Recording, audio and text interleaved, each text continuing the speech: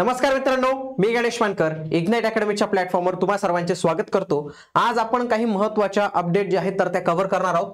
या अपडेट महाजनको, महाट्रान्सको आणि महाडिस्कॉम यांच्याशी संबंधित असतील। तर याच्यामध्ये विविध प्रश्नांचे जे आहेत तर ते आपण अपडेट जाणून घेणार आहोत। पहिलं जे अपडेट असणार आहे ते म्हणजे महाजनको टेक्निशियनचा रिझल्ट जो आहे तर तो कधीपर्यंत येऊ शकतो याची माहिती। त्याच्यानंतर 2 महाट्रान्सको एलडीसीचा रिझल्ट कधी घोषित होईल त्याची एक्झाम झालेली आहे। त्याच्यानंतर महाट्रान्सको विद्युत सहाय्यकचं जॉइनिंगचं काय, ज्यांची जॉइनिंग बाकी त्यांची आणि ज्यांची नंतर वेटिंग साठी थांबलेले आहेत ते। त्याच्यानंतर चौथं महावितरण मधील विद्युत सहाय्यकचं जॉइनिंगच्या बाबत काय, आणि पाचवं आहे की नवीन वॅकन्सी जे आहे तर त्या कधी येऊ शकतात, उपकेंद्र सहाय्यक बाबत काय अपडेट आहे का। तर या सगळ्या गोष्टी आपण आजच्या या व्हिडिओमध्ये पाहणार आहोत, म्हणून तुम्ही हा व्हिडिओ शेवटपर्यंत पूर्ण बघा।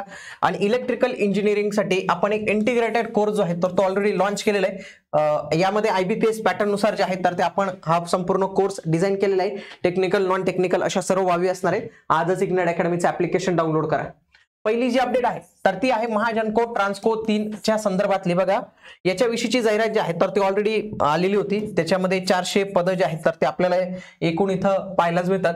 तर त्यांनी ऑलरेडी प्रसिद्धी पत्रक दिलं होतं आणि त्याच्यामध्ये त्यांनी सांगितलेलं होतं की अपेक्षित निकाल टेक्निशियन 3 चा अपेक्षित निकाल ऑक्टोबर महिन्याच्या 3ऱ्या आठवड्याच्या अथवा तत्पूर्वी महानिर्मिती कंपनीच्या संकेतस्थळावर प्रसिद्ध करण्यात येईल। म्हणजे याचा जो निकाल आहे तर तो मोस्ट प्रोबेबली जो दिवाळी आधी जे आहे तर ते येऊ शकतो। कारण की 3रा आठवडा म्हटलंय, 3ऱ्या आठवड्यातच थोडीशी दिवाळी वगैरे पडू शकते, पण त्याच्या आधीच जे आहे तर ते निकाल याचा लागून जाईल टेक्निशियन 3 चा, तर तो काही इश्यू नाही। त्याच्यानंतर दुसरी जी अपडेट आहे तर ती महाट्रान्सको एलडीसीच्या संदर्भात आहे, लोअर डिव्हिजनल क्लर्कच्या संदर्भातला आहे।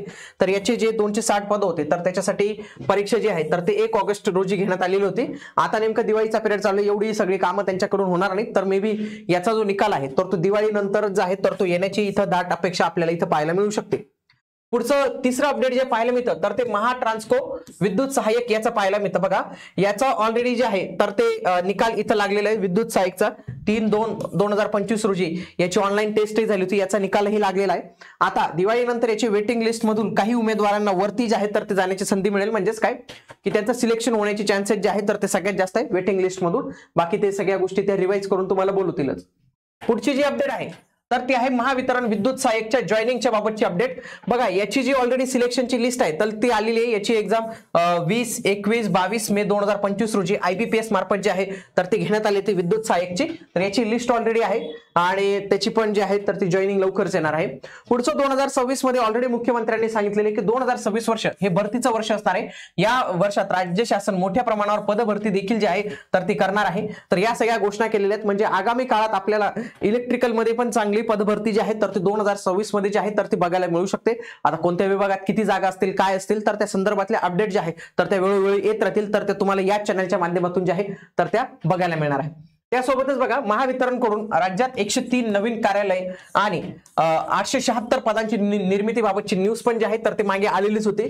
जर अशा काही नवीन पदं वगैरे तयार होत असतील तर ते नक्कीच आपल्याला येणाऱ्या 2026च्या जाहिरातीमध्ये जे आहे तर ते नक्कीच बघायला मिळतील। भेटूया आता आपण पुढील व्हिडिओमध्ये, तोपर्यंत जय हिंद, जय महाराष्ट्र, धन्यवाद।